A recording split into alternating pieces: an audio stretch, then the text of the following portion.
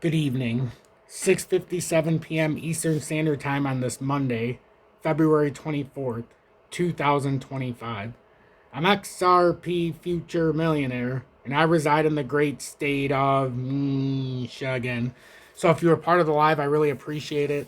It cut it off at 57 minutes. We got into a bit of truth telling. Apparently the powers that be didn't like it, but it won't let me restart the live. So I just wanted to do this short follow through. Yes, I'm saddened at the live end, but it was right at the end anyhow. But I wanted to see where this ended up closing at 7 p.m. Eastern Standard Time. And this will just be about a 10-minute video, but I just want to go over some of the things that are happening.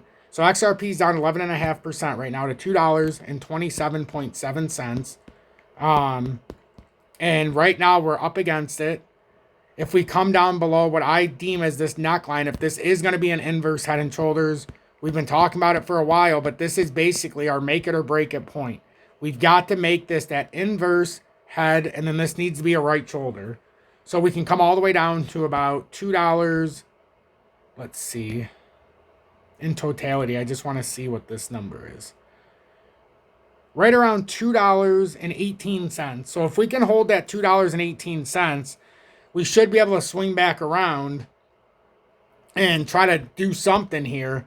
But if we were to break down that area, you're going to end up talking about falling down to that about dollar. It's right around that $1.80 or dollar. Hold on. I want to see the exact one. Right here. Again, that's about 219 on the one chart. This 221 here for that low. But if it falls through, you're talking about maybe that $1.76 because we're in that broadening wedge.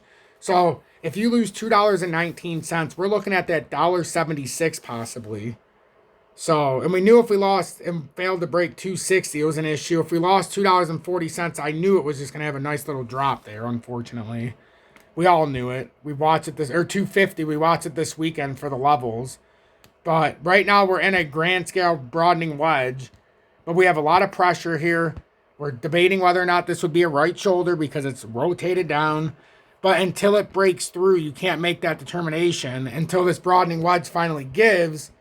But, you know, there's a lot of noise being had here. So if that neckline, in my opinion, were to break this support, you got a much bigger drop to worry about here. So I just wanted to kind of do a quick go through to just update with that little portion. We've had $400 or $500 million liquidated here today in the crypto market. But I think at 7 o'clock here now, there is a possibility here we should see some red or some green because we should have some kind of bounce back. Even if it's a 50% retracement, you never really want to sell on the initial drop. You want to see what kind of bounce back there is. So if we can get a nice little rebound here, potentially we could try to move higher and try to back test some of these drops. The first one would be at about $2.40, and then that area up at about $2.50. But we're solidly within this range right now, so just pay attention to that. My voice is a little gone because I was doing that live. But just watch this for any kind of rally. Ethereum got absolutely annihilated. A lot of manipulation there. Basically what happened is Bybit got hacked. I do that in quotes because they didn't really get hacked. They signed off on the cold wallet storage being moved to an unverified address. They admitted to it and said, oh, we didn't realize it, which is, to me, nonsense. But they were 80% insolvent after they lost $1.5 billion almost in Ethereum. Binance loans them the money, or loans them the amount to cover it. And then all of a sudden Ethereum goes up, ironically about, 10%, 12% from the bottom. Then what I assume is they just had a little scheme. They paid them off and tried to create some capital, and then the market just tanked with Ethereum. So I see nothing but collusion there. The fact that the regulators do nothing about it, but then they cry that they want regulations, and yet they're the ones who do this. So, you know, if you want a crypto-like casino because you want crypto, that's why we did it. We did it because there was no regulations and because, you know, there was no government overreach. Now everybody's crying for the government to give it regulations and things like that. Not why I'm in crypto.